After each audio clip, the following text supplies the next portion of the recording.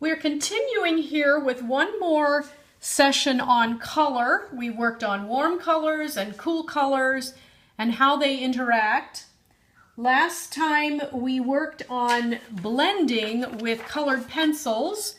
We worked on what I affectionately came to call the blobs, and working on using colored pencil to blend one color into another in order to get very soft or indistinct edges.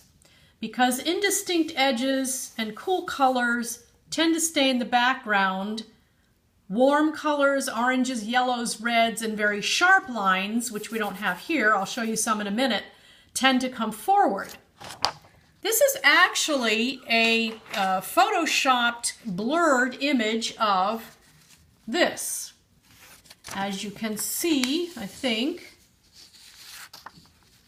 this image is actually this image. And you can see how the leaves really come into the foreground because they're very sharp and defined and bright colors. And the barn appropriately is mid-ground in front of the mountains back here, which are very indistinct edges, and again, the cool colors. And the fence here tends to come forward because, again, it's very sharp.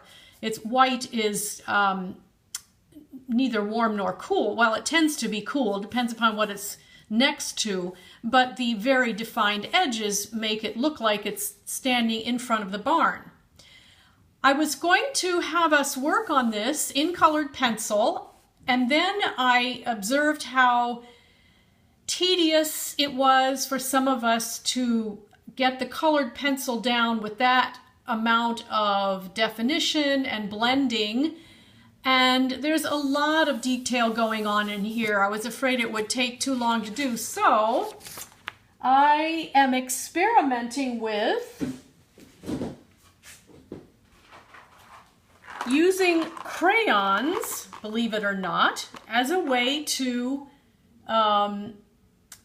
get some softer textured images down without having to spend so much time with the pencil, and then using the colored pencil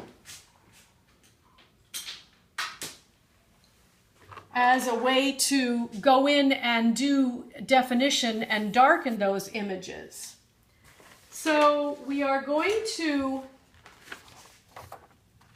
work on this image, which is, this will be under the category of copying a master. This is a pastel painting by a woman in Maine by the name of Diana Johnson. And as you know, copying the masters is a wonderful thing to do, great way to learn. She has solved a number of compositional and technique problems for us so that we can focus on some of the blending and soft edges. You see here where these trees in the background nicely stay back there, and then the tree in the foreground with its nicely defined and dark edges pops for us. And again, the grass we can tell is in front of the tree, partly because of its warm color and its distinct edges. Of course, as we know, when you copy a master's painting, you cannot then sell that if it is very close to the painting that you're copying, because that would be plagiarizing. But copying, I'm sure, would make any artist proud if someone wanted to copy their work as an exercise. So I have here, I started by putting in, let's get this image so we can see it, putting in a very rough outline of the tree, since that's the main character. And again, I was just wanting to put in the angles and basically the position of the trunk and the branches. And again, as always, this is our inspiration to start with. It does not have to be exactly copied. In other words, we can put branches where we want them. The main idea is to make sure that the trunk is larger than the branches, and that the branches diminish in size as they go out, and that they have these interesting turns and twists. And also that there is one side that is lighter and one side that is darker, since the light source is over here, and that gives a sense of roundness to the tree.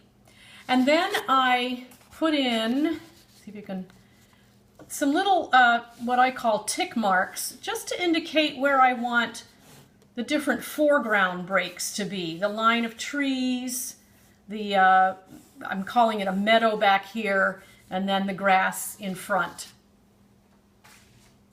So I put in that with a pencil to just give me an idea where I'm going. Then I went over it with the crayon, looking for my crayon now. I seem to have misplaced it.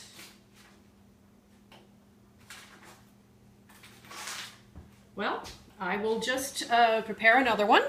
What I did was I broke these crayons, and this is the important part, into pieces, and then took off the paper so that I can use them on their side, so that I can get some nice textured broad shapes back in there.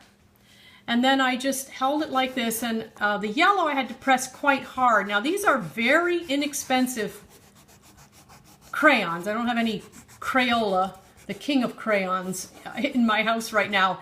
I would like to try this with that, but and they may work a little bit better. These may be a little bit harder than a Crayola, but it's still working, and I'm pressing, and I'm going right over. I put in some blue and purple back here because the yellow leaves here, the sky sort of peeks through, so I wanted to put that sky down first. And it is mixing in a little bit with those blue lines that I made for the tree, but that's okay. And it's mixing in a little bit with the blue and purple, and that's okay as well.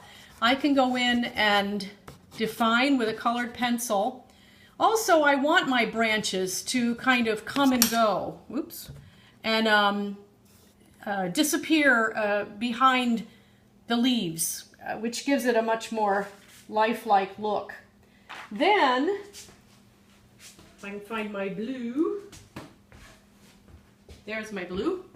I can put in the tree line here, and it comes down like so, and it's behind the tree there, and put in a little bit of green, because there are some, apparently in this image, we'll look at it again, there's like two distances of trees here. These must be closer than these in the back. The ones that are bluish must be further away. So I'm going to add a little green on top of that. And my green is a very bluish green, like a turquoise. I want a little more yellow. So I'm going to get a little more of a green look here. And then there's this mid-ground, which I'm calling a meadow. I'm going to put a little of that in. And again, as you can see, I'm not worried about a lot of depth and definition right now. I'm just getting these areas of color. The front will be my yellow, and I want to make sure, sliding down here a little bit, let's move this up so you can see the bottom. There we go. I want to make sure that this yellow stands on its own, because I want this yellow grass in the foreground to be very distinct and sharp. A nice contrast to the background.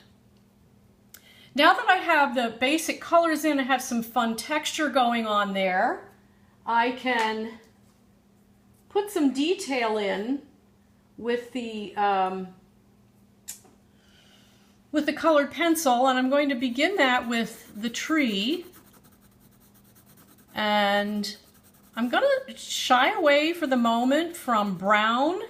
I know that trunks of trees seem to be brown, but they actually have a lot of color in them. And if we layer a lot of color, a lot of different colors, and particularly complementary colors on top of each other, we can get some nice darks going on that will be like a lively brown. And again, I'm wanting my branches to kind of come and go, disappearing into the leaves. So if I go on top of this purple, that's very purple in the video, if I go on top of that with some green, you can see I already start to get a darker portion of the trunk there. And then if I want to get some definition of grass in this midsection here, I can go in with the colored pencil, and it should go right over top of the crayon. Now I don't want to go too dark with this part because I want this foreground yellow. Find my yellow here.